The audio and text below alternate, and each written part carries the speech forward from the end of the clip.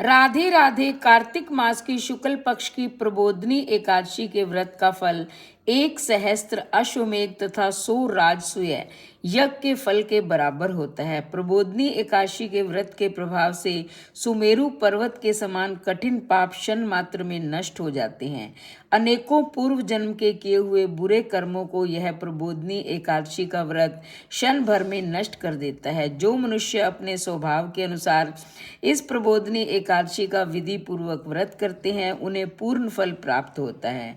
जो मनुष्य श्रद्धा पूर्वक थोड़ा भी पुण्य करते हैं उनका वह पुण्य पर्वत के समान अटल हो जाता है। जो मनुष्य हृदय के अंदर ही ऐसा ध्यान करते हैं कि प्रबोधनी एकादशी का व्रत करूंगा, उसके 100 जन्म के समस्त पाप नष्ट हो जाते हैं। जो मनुष्य प्रबोधनी एकादशी के दिन रात्रि को जागरण करते हैं उनकी बीती हुई तथा आने वाली 10,000 पीढ़ियां विष्णु लोक में जाकर वास करती हैं और नरक में अनेक दुखों को भोगते हुए पितृ विष्णु लोक में जाकर सुख भोगते हैं।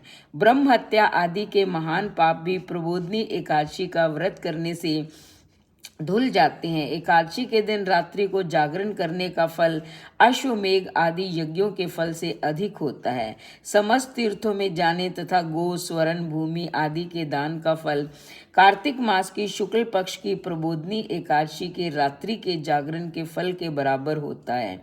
इस संसार में जितने भी तीर्थ हैं तथा जितने भी तीर्थों की आशा की जा सकती है वे सब प्रबोधनी एकादशी का व्रत करने वाले के घर में रहते हैं। जो मनुष्य इस एकादशी के व्रत को करता है वह योगी, तपस्वी तथा इंद्रियों को जीतने वाला होता है, क्योंकि यह एकादशी भगवान विष्णु को अत्यंत प्रिय है। इसके व्रत के प्रभाव से कायिक, वाचिक और मानसिक सभी पाप नष्ट हो जाते हैं।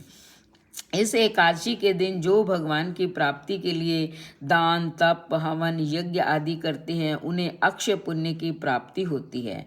प्रबोधनी एकादशी के दिन भगवान की पूजा से बालक, यौवन और वृद्ध अवस्था के समस्त पाप नष्ट हो जाते हैं। इस एकादशी की रात्रि को जागरण करने का फल चंद्र सूर्य ग्रहण के समान स्नान करने के फल से सहस्त्र गुना अधिक होता है। कार्तिक मास में भगवान दान आदि से उतने प्रसन्न नहीं होते जितने कि शास्त्रों की कथा सुनने से प्रसन्न होते हैं। कार्तिक मास में जो मनुष्य भगवान की कथा को थोड़ा बहुत पढ़ते हैं या सुनते हैं उन्हें 100 गो के दान का फल मिलता है। जो मनुष्य अपने कल्याण के लिए विष्णु भगवान की कथा सुनते हैं वे अपने कुटुंब का उद्धार कर लेते हैं और 1 सहस्त्र गोदान का फल पाते हैं। जो इस महात्म्य को सुनता है उसकी सभी मनोकामनाएं पूर्ण